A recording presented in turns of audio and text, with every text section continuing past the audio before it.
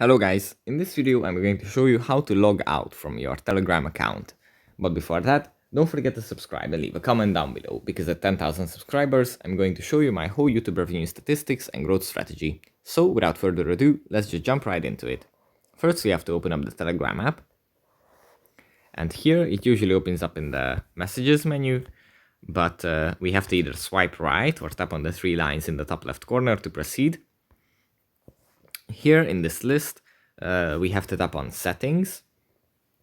And here in the settings menu, in the top right corner, there are three little dots. We tap on those. And there in this little pop-up, there is the logout button. We tap on this. And then if we want to proceed, we tap on logout again. And then the app asks us if we are sure about this. Then we tap on logout again. And that's it. So yeah, that's pretty much it for this video. Hope it was helpful for you guys, and I'll see you in the next one. Bye.